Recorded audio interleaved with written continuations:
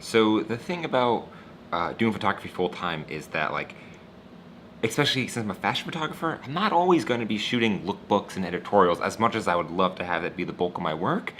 Being in Washington D.C., there's a ton of other jobs that kind of surround that. So in this instance, with Roots Gear and Tanmi, we're going to talk about doing product photography, which is, not as exciting, but you can make the most of it. And if you do it well, it's something that a lot of people really need services for, because almost everyone has a clothing brand these days. So not everyone can shoot e-commerce, but everyone can shoot photos outside. So it kind of helps give me a little bit of like a specialty in the fact that something like this could also be like a major financial backbone to me running my company and me just living day to day. And it's also something that I could, think about hiring people to do for me if I had enough volume of work. I'm not necessarily there yet, but gigs like this, they're just good to have. It's like, would you rather be doing this or would you rather be shooting a wedding?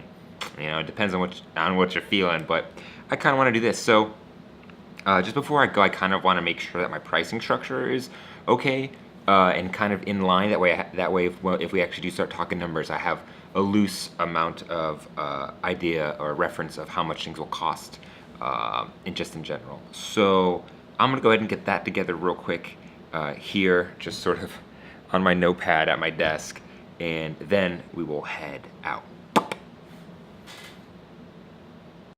And just real quick, like fun fact or little thing to think about, if you're a photographer trying to go full-time, trying to set your prices, when it comes to e-com, you can go a couple of routes of charging. You can go per hour, you can go by product, or you can go per image.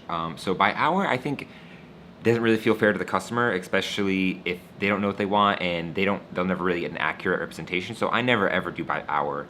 Now by product is something that I've kind of been doing recently, which is you ask how many products am I doing, 10 shirts, but then you kind of lay out for each shirt, how many images are you going to need? And then you can base your price off that, or you can have like a tier depending on the volume of shirts. But there's also per image, which would be, you can set it like 0 to 20 is this many per image, and you could put 20 to 40 is this much per image, and then at the higher, the more amount of images, the lower in prices you go.